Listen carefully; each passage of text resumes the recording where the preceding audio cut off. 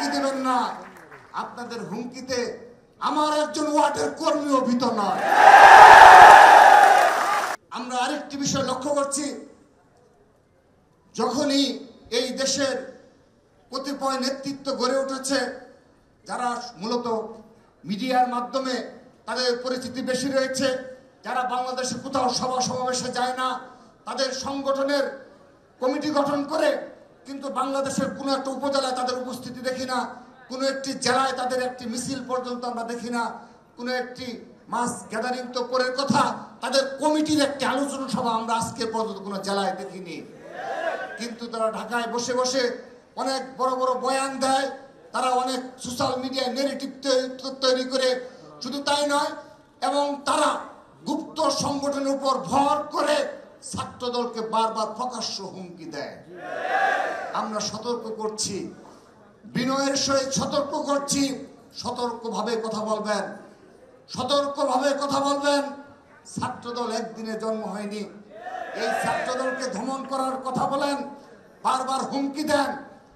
আপনারা আগে এই ছাত্রদলের অতীত ইতিহাস কি, বর্তমান পরিস্থিতি কি, সাংগঠনিক সক্ষমতা কি, সেগুলো বিবেচনা করে তারপর কথা বলবেন।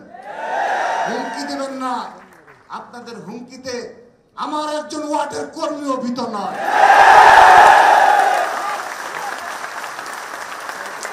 উপস্থিতি, আজকের এই আলোচনা সভার মাধ্যমে আমি তাদেরকে বিনীতভাবে অনুরোধ করছি, আপনারা যদি প্রতিনিয়ত ছোট একটি ঘটনাকে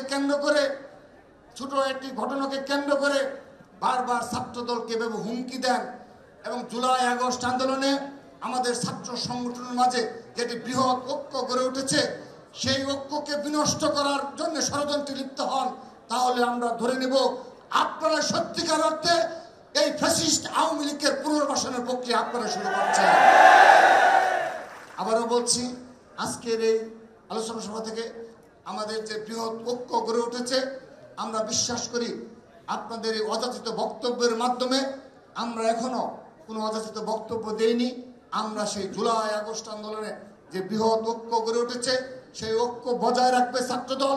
সকল ছাত্র সংগঠন নিয়ে এক এবং ঐক্যবদ্ধভাবে নতুন ধারার বাংলাদেশ বিনির্মাণে আমরা কাঁধে কাঁধ মিলিয়ে কাজ করব, নতুন ধারার ছাত্র রাজনীতি উপহার দেব।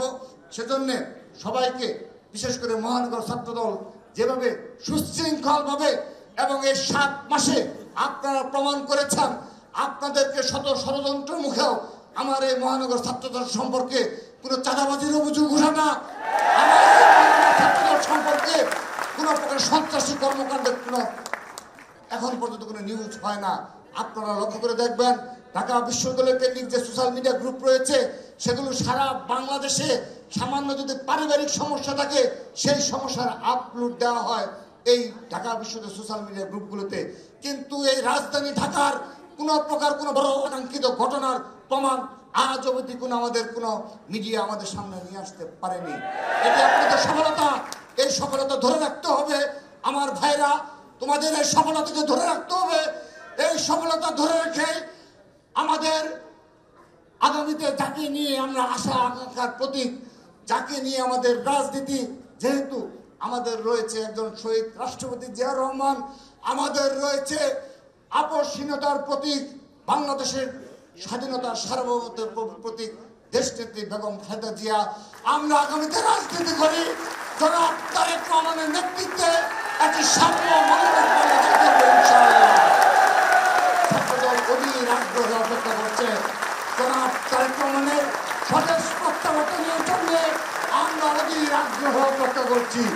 যেদিন জনাব তারেক রহমান বাংলাদেশের প্রত্যাবর্তন করবেন, আমার এই মহানগরের প্রিয় ভাইয়েরা তারা সুশৃঙ্খলভাবে লক্ষ লক্ষ ছাত্র সমাজকে সাথে নিয়ে তাকে রিসিভ করবেন। আমি আমার বক্তব্যের শেষ পর্যায়ে চলে এসেছি। আমরা সদস্য ফরম বিতরণ মাধ্যমে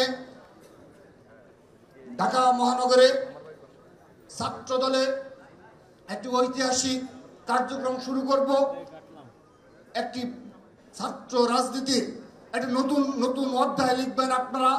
সেজন্য আগামী পরশু থেকেই আপনারা তারিখ ঘোষণা করে এখানে যারা উপস্থিত রয়েছে সবাই নিজ নিজ ওয়ার্ডে সাধারণ শিক্ষার্থীরা যারা রয়েছে এবং যারা ছাত্র দলের পতাকা তলে আসতে চায় তাদের সবাইকে তোমরা সদস্য ফরম পূরণ করানোর মাধ্যমে আমাদের ছাত্র দলের নতুন পতাকা দলে নিয়ে আসবে। কিন্তু আমাদের কিছু শর্ত রয়েছে।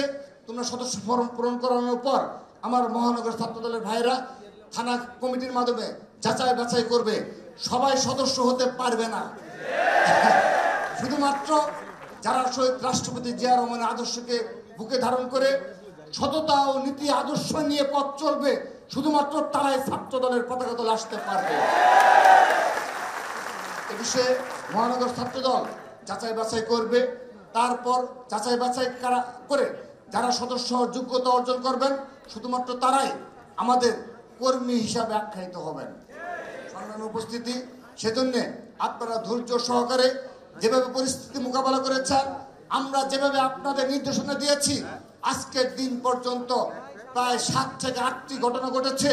যেভাবে উস্কানি দেওয়া হয়েছে, ছাত্র দলকে উস্কানি দেওয়া হয়েছে যে সংঘর্ষে লিপ্ত হওয়ার জন্য।